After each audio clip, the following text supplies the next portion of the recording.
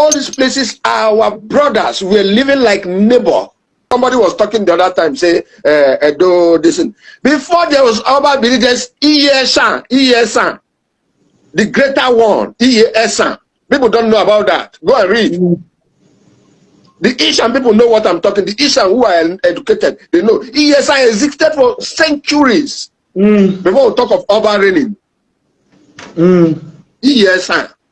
Let them come out and ask me questions. I will give them a proper answer, verifiable. And don't believe me. Make research of anything I say. Make research. Your point now is that Edo is not actually the owner of Ikaland. No. Can never. Now, you know, there is this. I've read it. I've also that Edo people travel from somewhere to that place where they are. Yes, of course. They travel. Yes. When they came, that is where they get that Edo name. People say Wado. If you go to Isoko, you speak Isoko, you speak Urobo, you see Wado. If their language is speaking about your indigenous position, then you must know that they name you. Okay, it is when they now came that they call them Wedo. Yeah, this Edo people. Yeah, this is where you start hearing Edo. There wasn't like anything like Edo there. We have Akoko Edo as a tribe. That's all. Yes. That's all. That's all.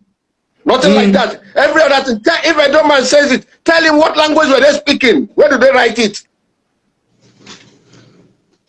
In Oba Bini Palace there, they have Oloku. Onoku River is from Undukwa. Ukwane. Amai. Okay. The deities belong to us. Why is it there? If not Ukwane on the land. Then, have you actually read, did you actually read an information about the conquering move by the so-called Edos towards their neighboring communities during that time of while they were doing business with the Portuguese? Have you come across something of that nature? Yes, I will say it in a different perspective, because you see, when the Portuguese penetrated us, they found a means of making business. That they didn't come to Benin. Where is it? There was no road to Benin. They came to Abo. Okay. Abo. It's by the river. That river Niger was only the road. Okay. Yes, they came to Abo. So they couldn't. My people, they couldn't give him a chance. The biggest war is in my place. You see, Isoko man, Urubo man, and the Chekiri. If you join these three languages with Ishan, you get Edo. So what are we talking about? Okay, your submission now is that Edo actually borrow language from this clown that you just mentioned. Of course. What we have there is Akoko Edo. Okay, they borrowed from Urobo, Okwale, Isoko, Ikwale, Isha, Auchi, to get this their language they are speaking now. Yes, of course. Yes. Okay. If they say they have it, let them show where they write it. Okay, let me ask again. All right. Good morning, everyone. This Ojelimi. Quickly, as it has always been, you already watched the video that you listened to the voice. That is a voice from an Igbo man giving the part of history that are available or at his own disposal. Now, I'm a person that I don't just come out to. I don't just follow what people say. I'm not a Benin man. I'm an ESAN man. And if you come with a history that amplifies the ESAN, and I know this history is wrong history, although it amplifies the ESAN, that history, I'm going to turn it down. Because when you dilute the truth or you amend the truth to suit you, very soon you will no longer have the truth any longer. I don't just put out any video I received or any video I see on social media that talks about the ESAN. I first of all analyze it and look at it if this person is saying the truth. And now I can tell you, a Benima, when you tell a Benima that the Oba of Benin owns the entire world, a Benima will be very, very happy and he can almost do anything for you. Just for you saying that Agasoredo, Edo Odion, Edo Rasoroma, Edo Odion, meaning when you get to Benin, Benin is your senior. And when Benin gets to your own kingdom, Benin is still your senior. I will say that is a stupidity of the highest order. Because the last time I checked, it takes the British 3 days to put Benin where they belong, which are the bottom at the list. Now, this is a history because this Idu, when people are just emphasize so much on the Idu, not because Idu is not true. Idu is true because when you go to ESAN land, you will still find these elements of Idu. For instance, we have Idumu. Idumu is like a community. So we have Idumu as we call community Idumu. Now, when you come to Benin, there is nothing like Idu. There is nothing like you won't find that trace of Idu in Benin. That is to tell you that something is fishing. Benin was not originally a kingdom. And I have said it before in some of my videos that Benin is like a coat of many colors. Coat of many colors is a honorable coat. It's just that the coat was created out of frustration. You know what I mean? Now, I said it before that Benin was created by several people. ESAN is one of those people who created Benin. The Ishakiri, they are one of those people who created Benin. The Igara, the Afema, they are one of those people who created Benin. And see, when we come out sometimes, when we say some certain things, I'm sorry, like I said, I won't bring out some documents because most people who go through all this are Benin people. And like I said before, Benin man is not interested in the truth. As long as the truth does not emphasize that the Benin monarchy, they rule the world, forget about it. They are not interested. So they are dumb to that extent that it doesn't matter. So as they just want to hear that Benin owns the world. That is all they want to hear. But with the ESAN, we are not stupid to that extent. We have some stupid ESAN people and even some stupid ESAN kings, but not everyone. We have people who their mind is still intact. People who are intellectually oriented. Like what you hear the man said. He said, not every ESAN person knows the truth. He said those who are educated, they are educated and they know the truth that the existence of ESAN is far, far beyond the Benin. Because ESAN existed for centuries before our brothers left. Some of our brothers left their families. Probably it could even be a brother, the wife, who left, and just a few people around who left they met with other people who also left the same way to go to a land like a desert, a land which nobody was living in, and they made their tents and they started living in that land. Now, like the problem we are facing in Nigeria now, you have diverse personality, culture, tradition, group of people trying to come together to live together, which is very, very difficult. And we are experiencing this in Nigeria. And that was the same thing that happened that brought the hand of the Ile-Ife prince to the land. Today, that destroyed what these people created in that part of the land. Now, because we all are like we are neighbors, people tend to change history that they don't even have knowledge of. History is just a book. You can write your own history and impose it on people.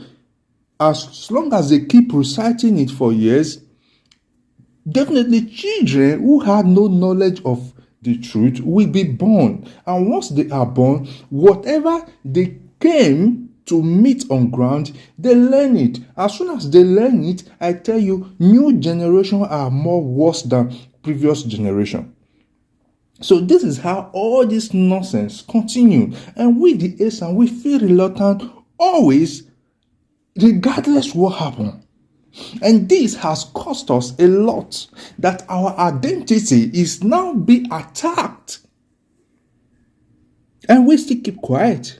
And then you have some ESAN people, I won't blame them. I won't blame them because they are all speaking based on what they are exposed to. Some will even come to my platform and write, I'm lying, I don't know what I'm saying, I'm from Igbo, I'm from this. I am. They call us the Okajesan of ESAN land. But I'm not moved with all this nonsense.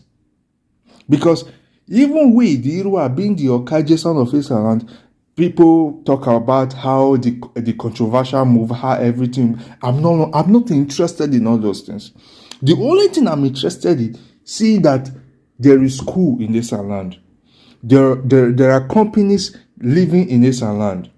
There are good roads in ESAN land. That is what I'm interested in. And you can be so blind not to see the fact that the reason why ESAN remained the way it is political, and it's also this tribal bigot system being run in Edo State, where you see that the Oba of Benin felt that he is greater than every other human being. He knows how to manipulate people to bring them under himself, and then causing those people not to do the right thing.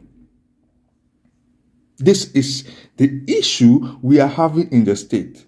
Now, this system of having one king trying to be the leader of other kings, for me, it doesn't work well, because every king is a king in his own kingdom. You can't be a king in your kingdom and try to be a king in another man's kingdom. And mind you, if you give a person a right, just a little right, if you don't manage that right to always cut the person to his size, to always let them know their boundary, it's just a matter of time, they will claim your kingdom. And this is what is happening in this land. And this nonsense, we, the new generation, we are not going to take it. I won't say it pains me when I see the Oba of Benin going to Irua, calling the ESAN the children of the Oba. Which Oba? Which Oba? So, and you see some ESAN people shining their teeth over this nonsense, this abomination. So, if you don't know what to say, you must not say something and you must not type something. You can just relax. There are good people of ESAN who, they know the truth, but they don't know how to put it. They prefer speaking to someone who knows how to put it and tell, look at this, look at this what I know, look at this what I know. That is how a reasonable human being behave. Not someone said he's from Ekboma. He said that they came from Benin. My brother, I don't know how you got to Ekboma. There is a history of Ekboma that is linked to the Benin.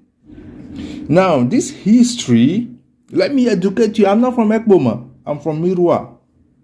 Now, and again, before you even think, I don't support our king in Irua. I don't support what they do. Not just Irua. Every other king in this land who stand against the truth, I don't support them. Before you go and hit hammer on that aspect, let me first of all clear it now. There is a history of Ekboma that is linked to the Benin. It's just like you kidnapped somebody, you kidnapped a child, and that child is an heir to a throne. A time came, this child you kidnapped, it was a very little child, and now that child has grown, has learned your culture, has lived with you. That child believes that you are his parents, is part of your system. And the time came, the original family of that child came and said, this child is an heir, and this child need to reclaim back what belongs to his father. We need that child to come now. Release the child, let the child come. And thereby you releasing that child, wash it into his soul that, don't forget, you are our child. You came from this family. See the people who loved you. See the people who, as a matter of fact, you lived in the palace. So you are a prince. So we are sending you to go and rule another kingdom. Without letting the child know that the Oba is not sending you to go and rule another kingdom. You are already a prince before you were being kidnapped by the Oba. So your people is not demanding. At least sometimes, I don't know if it is a Christianity that have changed a lot of things. Before, some things you don't just assume. You go and consult your ancestor. You consult, perhaps if they know that you will be able to handle the truth, they will let you know. If they know that you will not be able to handle the truth and the truth will be dangerous to you, they will prefer to keep it and wait for someone who will be able to handle the truth, someone with the heart of a lion. Then they reveal the truth to the person.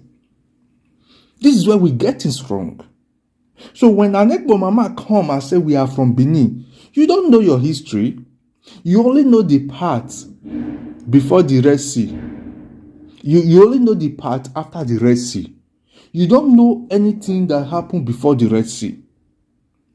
A lot happened before the Red Sea. So before the prince that came from the Ekboma prince that was returned from Benin came, something happened. His father was killed, and then he was kidnapped by the Benin in retaliation to what happened in Uromi. After the Uromi king beheaded the prince, the king of Benin at that time. So in retaliation, knowing that all ESAN they are one, they went through Ekboma to attack Ekboma unknowingly. Before the other ESAN came, they already did what they did and they left. And then they killed the king and then kidnapped the prince, the heir to the throne. So it's shameful that Ekboma people, the fact that you have a library at your disposal, a library of ESAN culture and tradition, you don't go there to learn. You are just too tired to learn. So what you do, you just keep recycling these lies that have been cloned into your brain for many years. Even your fathers follow the lies. It's shameful. You would think you are doing us harm. Because when you come to my comment section, you make some useless comment. You think you are doing me harm? Me? Or jelly me? I don't need the humor to survive. I don't need a human to be heard. I am not jelly me. I didn't name myself that name. You arrest my case here.